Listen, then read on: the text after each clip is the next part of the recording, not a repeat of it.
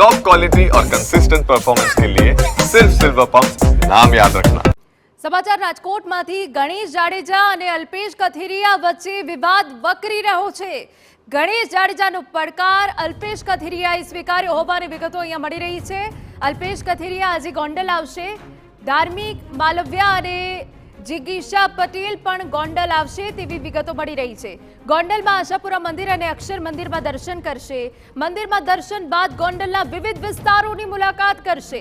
જયરાજસિંહ જાડેજાના ઘર આગળથી જ તેઓ પસાર થઈ શકે છે તેવી વિગત મળી રહી છે અને આજે હલચલ થઈ રહી છે તેને લઈને ગોંડલ ખાતે પોલીસનો ચુસ્ત બંદોબસ્ત ગોઠવાઈ ગયો છે।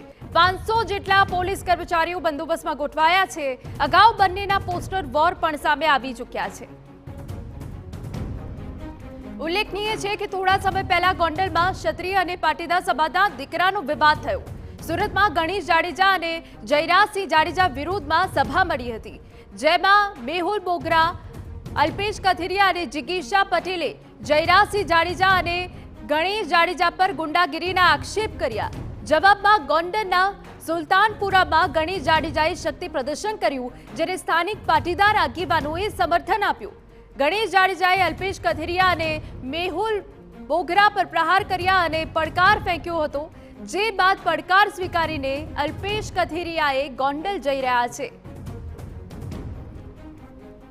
ગોંડલમાં જે વાત હતી કે ગોંડલમાં કોઈ આવી ન શકે બહારના વ્યક્તિ, એટલે ગોંડલ એ કોઈની પેઢી નથી, કોઈની જાગીર નથી, તો એના માટે અમે ગોંડલ જઈએ છીએ। ગોંડલની ભગવતસિંહજીની પવિત્ર ભૂમિના દર્શન કરીશું અને ત્યાં જે ઐતિહાસિક સ્થળો છે, ગ્રામ્ય વિસ્તાર છે, તમામની અમે મુલાકાત લઈશું। શા માટે ગોંડલ જવું પડ્યું? ગોંડલમાં છેલ્લા 4-6 મહિનાથી, આમ તો ઘણા સમયથી, પણ છેલ્લા 4-6 મહિનાથી જે મીડિયા સમક્ષ ઘટના આવી છે, મારામારી હોય, અપહરણ હોય, જાટ યુવાનનું જે મૃત્યુ થયું છે, તો આવા ઘણા બધા કારણોથી ગોંડલમાં કંઈ ભયનો માહોલ હોય એવું સ્પષ્ટપણે જણાય છે। એટલે આ ભયભીત જનતાને મળીને એના અંદરથી ભય દૂર થાય એ માટે અમે ગોંડલ જઈએ છીએ।